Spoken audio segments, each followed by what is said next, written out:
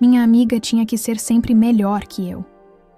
Fiz ela acreditar que eu teria um casamento de luxo e a vi ir à falência tentando me superar.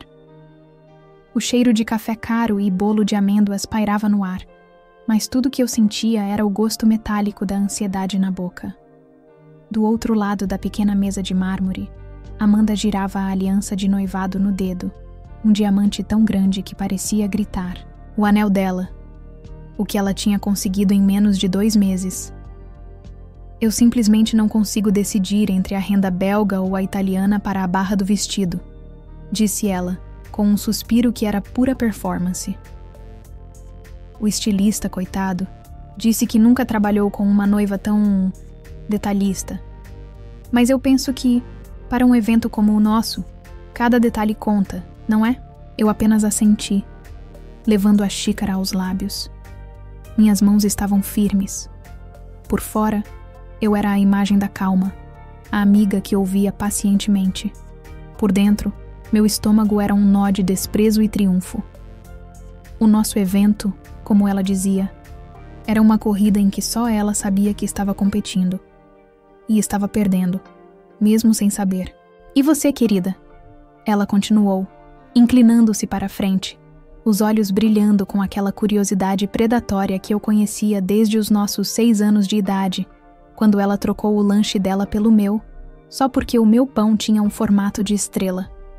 Vocês já decidiram o lugar? George é tão discreto, aposto que ele quer algo simples. A palavra simples saiu da boca dela como se fosse um insulto, era a isca. E eu estava pronta para morder, mas do meu jeito. Respirei fundo. Ah, a gente ainda está vendo. Sabe como é conciliar a agenda da família dele na Europa? Não é fácil. Os olhos dela se estreitaram um microsegundo. Bingo. Europa? A voz dela subiu um tom. Fiz uma pausa, como se estivesse confidenciando um segredo. A avó do George faz questão que seja lá. Ela tem um carinho especial por um castelinho que a família tem na França, perto do Vale do Loire. O silêncio que se seguiu foi mais satisfatório do que qualquer sobremesa daquele café. Vi a mente dela trabalhando, as engrenagens girando a 1000 por hora. O sorriso em seu rosto ficou um pouco mais rígido, forçado. Um castelo? Na França? Ela repetiu, quase num sussurro. Nossa, que diferente. E o buffet? Como vocês vão fazer? Levar uma equipe do Brasil? Acho que não. George estava pensando em contratar aquela orquestra de Viena. E a assessora dele já está em contato com uma revista, sabe? Para cobrir com exclusividade. Mas tudo muito discreto, claro. Só para a família e os mais íntimos. Cada palavra era uma pá de terra jogada sobre o sonho de grandeza dela. Eu via em seus olhos. A festa dela, que até 5 minutos atrás era o acontecimento do século na nossa cidade, de repente pareceu pequena, provinciana, comum. O diamante no dedo dela parecia ter perdido um pouco do brilho. A verdade? Meu noivado era uma farsa. George era amigo do meu irmão, sim. E era rico, podre de rico. Mas era, acima de tudo, um amigo leal que estava cansado de ver a forma como Amanda me tratava. Eu desabafei com ele numa noite, depois de mais uma humilhação velada de Amanda, e entre risadas e um copo de vinho, o plano nasceu. Eu te dou um anel, a gente anuncia o noivado e você inventa a história mais absurda que conseguir. Vamos ver até onde ela vai, George tinha dito, com um sorriso cúmplice. Desde pequenas era assim. Se eu tirava nota 9, na semana seguinte ela aparecia com um 10. Se eu comprava um vestido novo, ela comprava um mais caro. Quando comecei a namorar o Ricardo, um cara legal do trabalho, 2 semanas depois ela apareceu com um gerente de banco. Ela não competia para ter coisas melhores. Ela competia para que as minhas parecessem piores. Minhas alegrias eram apenas o ponto de partida para as vitórias dela. Quando anunciei meu noivado com George, um herdeiro de uma fortuna que nem sabíamos quantificar, vi o choque no rosto dela. Mas logo em seguida, aquele brilho familiar tomou conta de seus olhos. O brilho de caça. Ela não ia deixar a amiga de infância vencer. Não podia. E agora, sentada à minha frente, Ela forçava um sorriso e dizia: "Uau, um castelo. Que sonho, amiga. De verdade. Fico tão feliz por você." Mas o olhar dela dizia outra coisa. Dizia: "Ah, é? Um castelo? Espere só para ver o que eu vou fazer." Eu terminei meu café. O gosto amargo substituído por uma doce e perigosa sensação de poder. O jogo tinha começado. E pela primeira vez na vida, era eu quem ditava as regras. Ela se levantou, me deu um abraço rápido e frio e saiu da cafeteria com passos firmes e rápidos, o celular já na mão. Eu sabia exatamente para quem ela estava ligando. Para o cerimonialista dela. A conta bancária do noivo rico dela ia começar a sofrer. E eu ia assistir de camarote. Não demorou nem 2 semanas. Eu estava em casa, no sofá, assistindo a uma série qualquer com George ao meu lado. Nossas noites de planejamento da farsa haviam se tornado confortavelmente rotineiras. Foi quando meu celular vibrou. Com uma notificação do Instagram. Era a Amanda. Uma foto dela, radiante, com os braços em volta de um homem que devia ter, no mínimo, a idade do pai dela.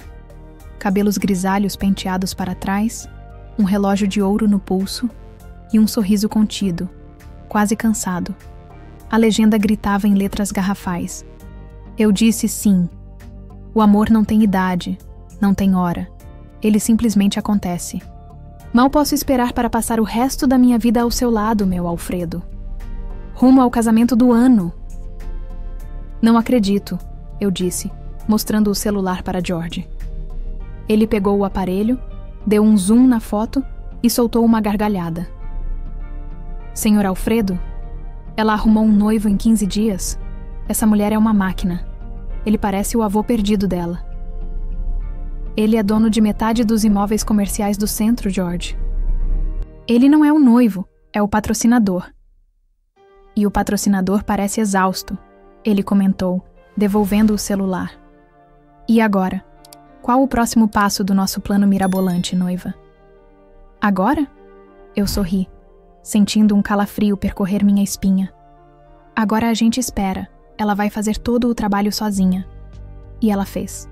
A vida de Amanda se tornou uma transmissão ao vivo de ostentação. Stories no Instagram provando canapés com nomes franceses que ninguém conseguia pronunciar. Posts sobre reuniões com o melhor cerimonialista do país. Um vídeo dela em um ateliê de luxo em São Paulo, com a legenda: Dilema. Um vestido de princesa com 5.000 cristais ou um modelo sereia bordado à mão na Itália? Na dúvida, por que não os dois? Tudo era superlativo. Tudo era o melhor, o mais caro, o mais exclusivo. Ela não estava mais planejando um casamento. Estava produzindo um espetáculo para uma plateia de uma pessoa só. Eu. Cerca de 1 mês depois, ela me ligou. Amiga, preciso da sua ajuda. Almoço amanhã? Tenho que te mostrar as amostras dos convites. É um pergaminho italiano com detalhes em folha de ouro. Alfredo faz questão. Eu sabia que o convite era só uma desculpa. Fui ao restaurante. E lá estava ela, e ao seu lado, o Sr. Alfredo em pessoa. Ele me cumprimentou com um aperto de mão frouxo e um aceno de cabeça. Durante todo o almoço, ele mal disse 10 palavras. Ficava olhando para o celular, respondendo mensagens, enquanto Amanda falava por nós dois. Então, o cerimonialista sugeriu trazer as flores direto da Holanda. Não é um luxo, amor, ela disse, dando um tapinha na mão dele. Ele murmurou, sem tirar os olhos da tela. E a gente fechou o salão principal do Grand Hyatt, por 1 semana, para a montagem da decoração. Alfredo achou que um dia só era muito corrido, arriscado. Ela continuou, o sorriso nunca vacilando. O Sr. Alfredo ergueu o olhar por 1 segundo. Eu disse isso? Amanda riu. Um som um pouco agudo demais. Claro que disse, meu bem. Você disse que a gente não podia economizar no nosso sonho. Ela se virou para mim, os olhos fixos nos meus. Mas e vocês? Já tem fotos do castelo? Meu decorador está louco por referências. Queria mostrar para ele o estilo que os europeus usam. Era a hora do checkmate. Eu apoiei os cotovelos na mesa, com a expressão mais inocente que consegui fabricar. Ah, amiga, que pena. Não podemos tirar fotos. Assinamos um contrato de confidencialidade com a revista que vai cobrir o evento. Eles querem que tudo seja surpresa, sabe? Nem a gente pode postar nada. A decepção no rosto dela foi palpável. Além disso, continuei, como quem não quer nada, a assessora do George está com uma dor de cabeça danada. O chefe que a gente queria, um com 3 estrelas Michelin, está com a agenda lotada. Parece que ele só tem uma data, e teríamos que adiantar o casamento. Um transtorno. Sr. Alfredo, pela primeira vez, pareceu interessado. 3 estrelas Michelin? Sim, eu disse, olhando diretamente para Amanda. Mas enfim, é o preço que se paga por querer algo único.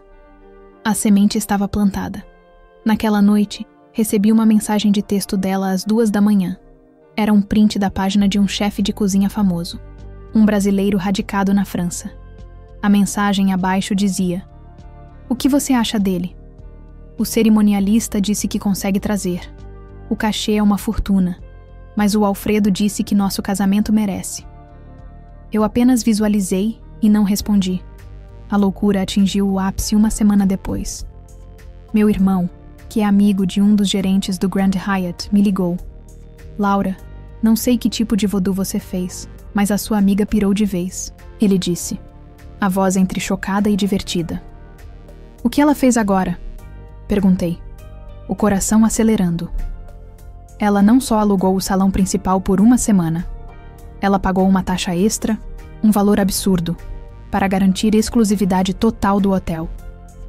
Nenhum outro evento pode acontecer lá na mesma semana. E ela acabou de pagar à vista o cachê para trazer aquele cantor pop internacional que a filha do chefe gosta. Um valor não reembolsável. O Alfredo quase teve um treco na hora de assinar o cheque, mas ela fez um escândalo no meio do lobby. Disse que era isso ou nada. Desliguei o telefone e fiquei em silêncio por um longo tempo. George me observava do outro lado da sala. "Ela mordeu a isca com força, não foi?" Ele perguntou suavemente. Eu assenti, incapaz de falar. Não era mais só um vestido caro ou flores importadas. Ela estava se afundando, de verdade. Estava arrastando o noivo patrocinador junto, queimando pontes e gastando um dinheiro que talvez nem ele estivesse tão confortável em gastar. Ela tinha assinado o contrato da própria ruína, com detalhes em folha de ouro. E o mais assustador? Uma parte de mim estava vibrando com isso. A parte que ela mesma criou, ao longo de 20 anos de competição silenciosa e humilhação constante. A vingança estava sendo servida, e o prato principal ainda estava por vir. Enquanto Amanda se afogava em um mar de organza, cristais e orçamentos estratosféricos, algo inesperado começou a acontecer na minha vida. As noites de planejamento da farsa com George se tornaram menos sobre Amanda e mais sobre nós. A gente pedia pizza, abria uma garrafa de vinho e passava horas conversando. Ele me contava sobre a pressão de carregar o nome da família, sobre seus sonhos de abrir uma pequena livraria. Eu falava sobre meu trabalho, sobre o quanto a sombra de Amanda tinha me impedido de arriscar. Numa dessas noites, estávamos sentados no chão da sala dele, com um mapa da França aberto entre nós, um adereço para a nossa mentira. A gente ria, inventando detalhes cada vez mais absurdos sobre o castelo. "E na suíte nupcial, teremos um cisne de gelo que solta champanhe pelo bico", ele disse, com a voz séria de um ator de teatro. Eu gargalhei, jogando a cabeça para trás. "Não, melhor. Teremos um unicórnio de verdade para me levar até o altar." Nossas risadas ecoaram pela sala, e quando o som diminuiu, um silêncio confortável se instalou. George ficou me olhando, mas o sorriso dele tinha mudado. Não era mais de diversão. Havia algo mais suave, mais profundo ali. Ele estendeu a mão e afastou uma mecha de cabelo do meu rosto. Um toque leve, quase hesitante. Meu coração deu um salto. Não era parte do plano. "Sabe, Laura?" ele disse, a voz baixa. "Essa mentira toda. A melhor parte dela é isso. Ficar aqui com você." Eu engoli em seco.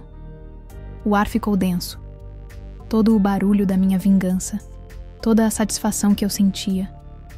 Ao imaginar o desespero de Amanda, tudo isso desapareceu. Naquele momento, só existia a mão dele em meu rosto e a verdade em seus olhos. George, eu comecei, mas não sabia o que dizer.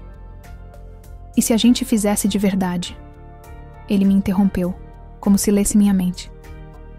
Não o castelo, não a orquestra, nada disso. Mas nós dois. Um casamento de verdade. Simples. Porque eu acho que estou apaixonado por você. As palavras pairaram no ar. E eu soube, com uma clareza que me assustou, que eu também estava. Aquele plano maluco, nascido da mágoa e da raiva, tinha me levado para o lugar mais inesperado. A felicidade genuína.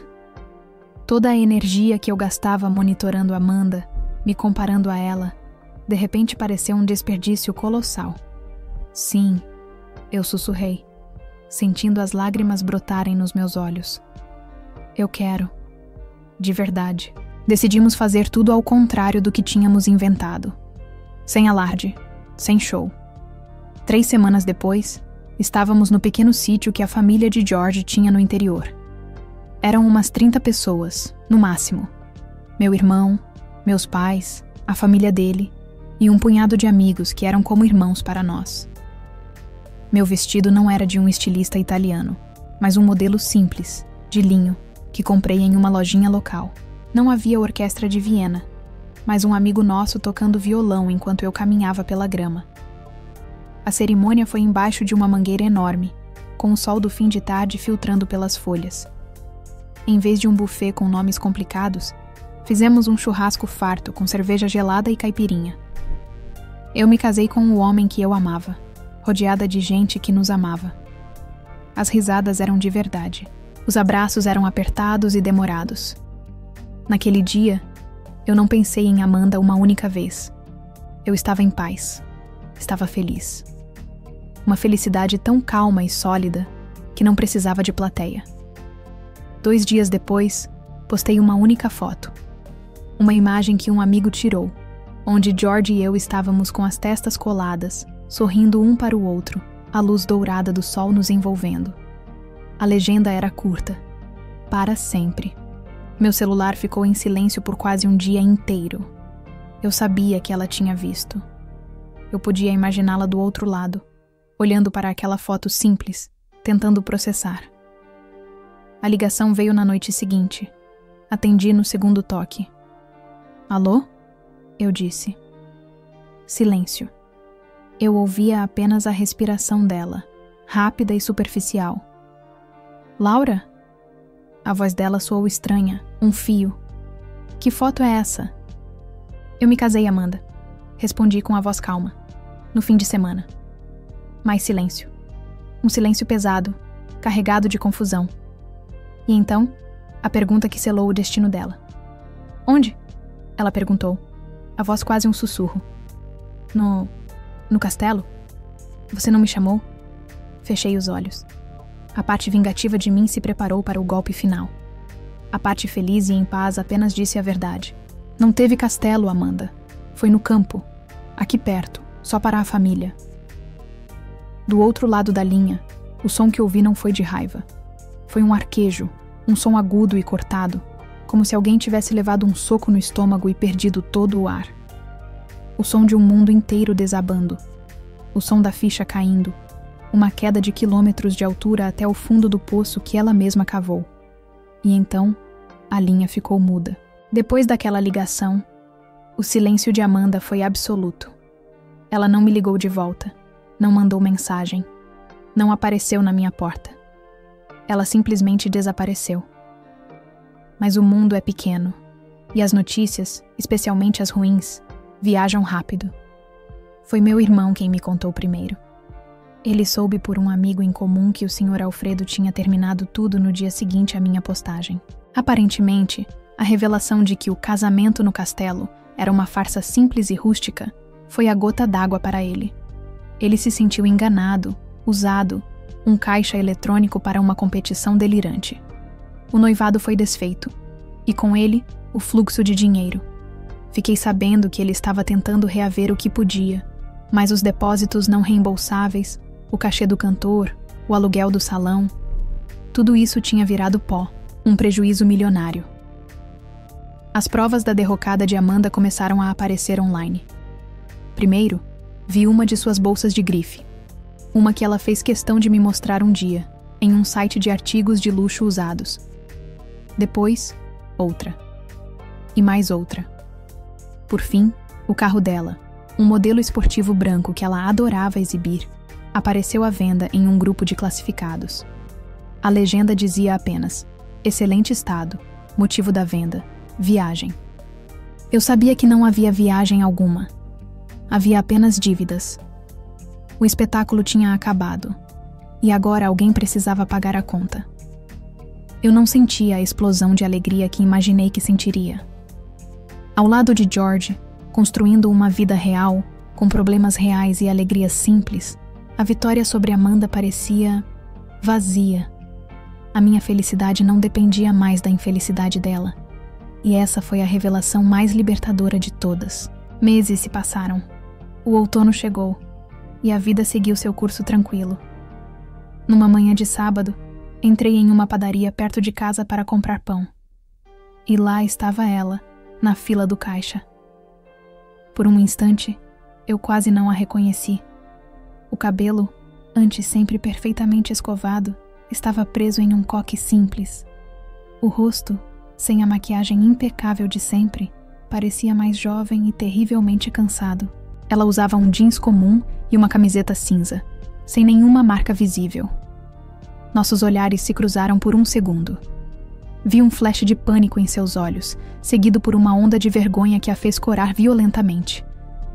Ela desviou o olhar para o chão, como se quisesse se fundir com o piso de cerâmica. Eu apenas assenti levemente com a cabeça, um gesto que ela talvez nem tenha visto. Peguei meu pão e saí. Não havia mais nada a ser dito.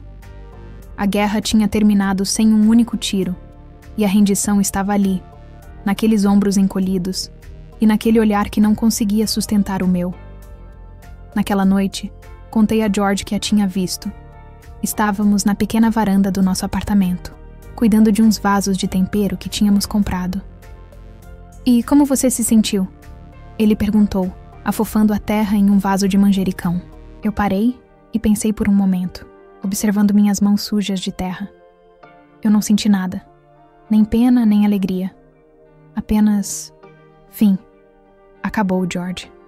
De verdade. Ele sorriu e segurou minha mão. Acabou porque você não precisa mais disso. Você venceu no momento em que decidiu ser feliz por você, e não para provar algo a ela. Ele tinha razão. A minha vingança não foi o colapso financeiro de Amanda.